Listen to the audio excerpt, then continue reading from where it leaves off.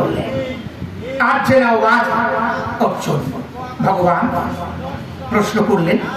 এখানে প্রথমে ভগবান বলেন অর্জুনকে, আপনারা এর আগে অর্জুন প্রশ্ন করে গেছেন, কিন্তু এবারে ভগবান প্রশ্ন করলেন। শ্রী ভগবান ভগবান সরাসরি অর্জুনের প্রশ্নের অপেক্ষা না করে কথাগুলো বলতে আরম্ভ করেছেন। শ্রী ভগবান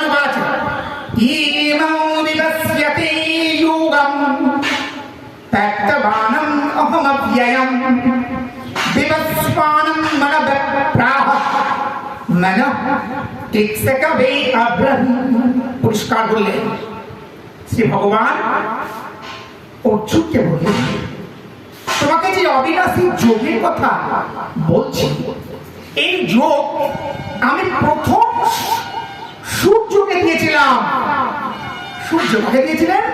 সূর্য তার পুত্র মনু এবং মনু তার পুত্র ইক্ষ্বাকুকে দিয়েছিলেন।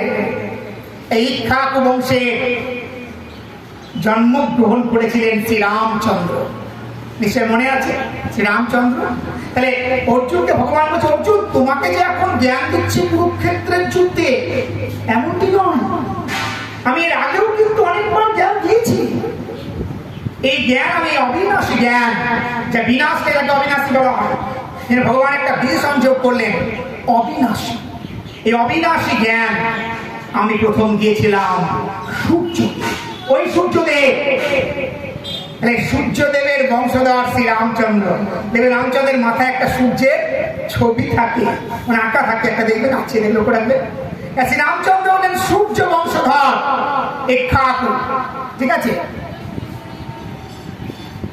ভগবান বুঝতে পারলেন অর্জুনের মন সংশয়ে দোদুল্যমান হয়ে আছে। ওই জন্যই ভগবান কর্মযোগের আলোচনাটা বন্ধ করে, মানে উপদেশ দেওয়ার পরে সঙ্গে সঙ্গে চলে এলেন জ্ঞান যোগে।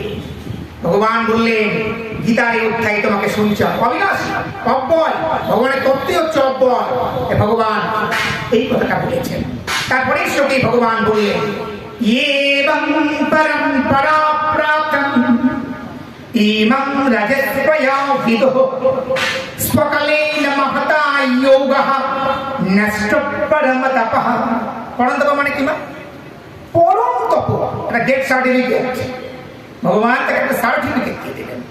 ভগবান অর্জুনকে একটা সার্টিফিকেট দিয়ে বললেন, তুমি পরম তপ, আমি জানি তুমি শত্রু বিজয়ী বীর, যিনি শত্রুকে তাপ দেন তিনি পরম তপ।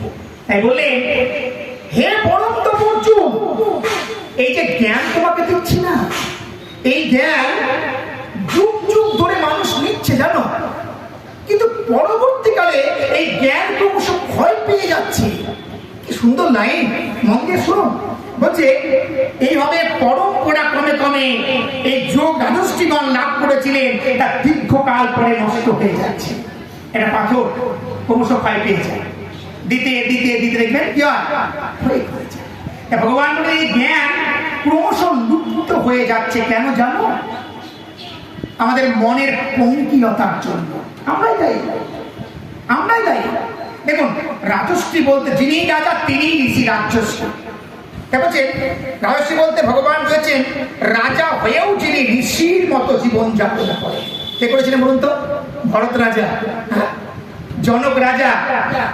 এই রাজাও ছিলেন, সংসার জীবন করতেন, আবার ঋষিও ছিলেন। ভগবান এই কথা বলেননি তুমি ঘর বাড়ি ছেড়ে দাও, এবারে সন্ন্যাসী হয়ে যাও, হ্যাঁ, গিয়ে তুমি ধর্মকর্ম করো।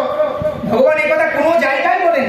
আপনি সন্ন্যাস যোগ করবেন, আপনি ধ্যান যোগ করবেন, দেখবেন লেখা আছে, ভগবান পরিষ্কার বলেছেন তুমি এই জগতে থেকেই তুমি আমার নিত্য সেবা করো।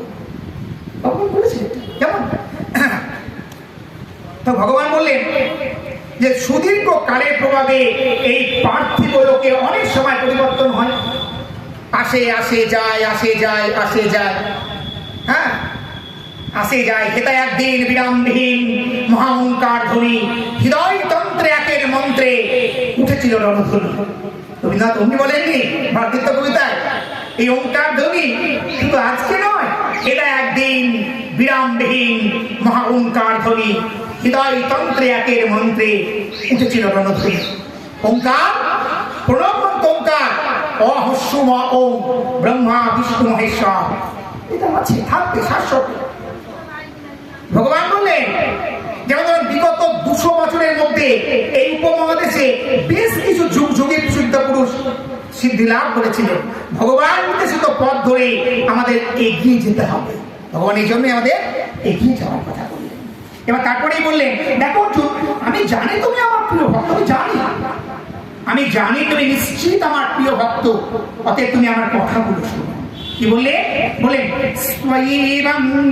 স্বয়েবং ময়া তেতিয়া যোগপ্যক্তো পুরাতনঃ ভক্তোষি সখা চেতি রহস্যম হেতা হিয়ুত্তমম। সুন্দর লাগে। গোবিন্দ বললেন তুমি আমার প্রিয় ভক্ত, আমি জানি তুমি আমার প্রিয়। কেন? অর্জুন তো ভগবানের প্রিয়। অর্জুনকে ভগবান কিন্তু এখান থেকে নিয়েছিলেন মা।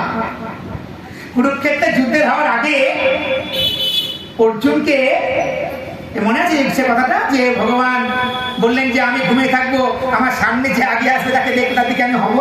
অর্জুন সকাল সকাল এসেই মাথার দিকে সিংহাসনে এসে বসে বললেন,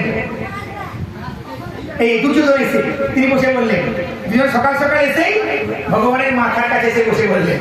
আর অর্জুন দেরি করে এসে এর পায়ের তলায় গিয়ে বসলেন। ভগবান ঘুম থেকে উঠে দেখলেন অর্জুন একদম, মানুষ ঘুম থেকে তাকাই কোথায়? পায়ের দিকে না মাথার কোন দিকে? পায়ের দিকে। তো অর্জুন কখন এলে? অর্জুন ভগবান বলছেন এই দুজন বলছেন, না ভগবান আপনার কিন্তু এটা ঠিক হলো না, আপনি অনেক আগে এসেছি।